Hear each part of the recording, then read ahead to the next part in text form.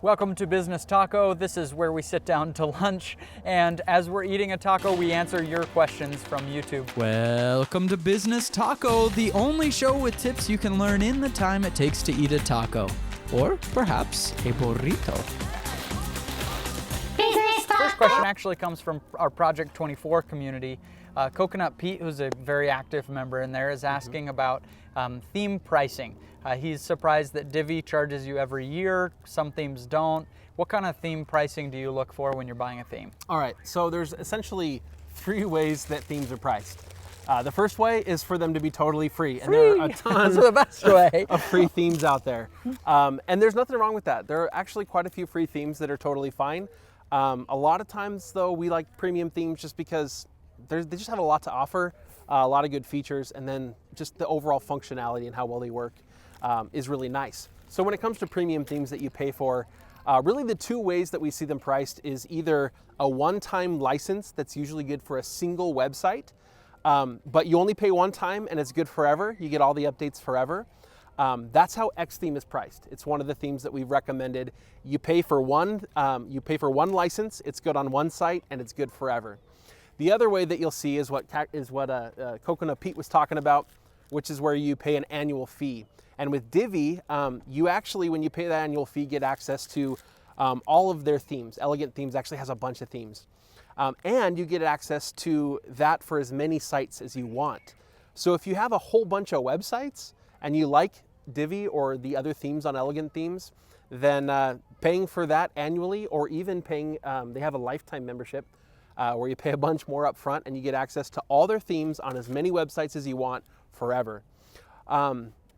I wouldn't necessarily say that one is better than the others.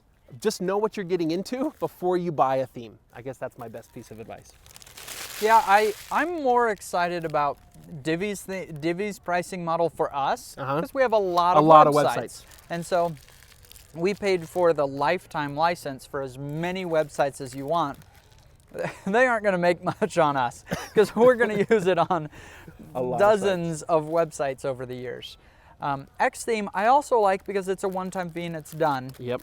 And for a new website owner, you don't know that you want to invest that much money for a lifetime license and all the different sites when you're just starting your very first one. So that works. Now, as far as free themes, I think it's great. It's not going to hold back your revenue, especially if we're doing a small, small niche website, and you just want it to be pretty simple and passive. Eventually, though, there is a definite difference between a premium theme and a free theme. You'll feel it, and you can do so much more with a good premium theme. I've never seen a free theme that I felt like, okay, I don't need to buy premium anymore. Yep. If you're looking for our recommendation on specific themes, you can get it at incomeschool.com/themes. The next question comes from Martinez Van Dolder, who said, what do you actually think of the EasyAzon WordPress plugin? Normally you get 24 hours to get a commission. With this plugin, the duration could be 90 days. Okay, we potentially have a little misunderstanding. So I think what you're referring to is this. When you link to Amazon, there is a way that you can link directly so that it's adding it to their cart. Instead of just taking them to the sales page and applying your affiliate link. And if you do that, you get a longer duration for how long it still counts as your affiliate recommendation for their purchase. Normally, it's just 24 hours. They click through your affiliate link. If they buy within 24 hours, then you make the commission. So it's nothing that EasyAzon is doing that you just magically get longer commission times. You could do this anyway. You could just manually build that link. But what I would say is I probably wouldn't recommend this except in some rare circumstances. Because if I'm clicking on a website, they recommended a product, I click to go find more, and all of a sudden it's in my cart, I'm immediately going to remove it from my cart and bounce. That's not what I expected to happen, and it's going to feel very forward to me. And I didn't even get to the page where I get to learn about the product. So I'm pretty unlikely to buy it. So unless this is a very transactional thing, baby wipes or something, I probably wouldn't recommend going that route. I would just send them to the regular page.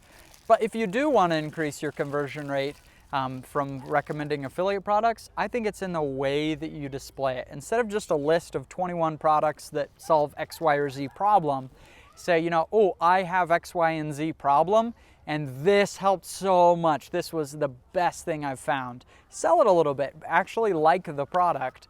Buy the product. And then I think you're going to get a much better conversion rate. My follow-up to that too is, in general, we don't want a button that says add to cart. We don't want our website to feel like the store. We want to feel like we're making genuine and helpful recommendations, and when we do that, we see our conversions go way up. That's it for Business Taco this week, and we'll see you in another episode.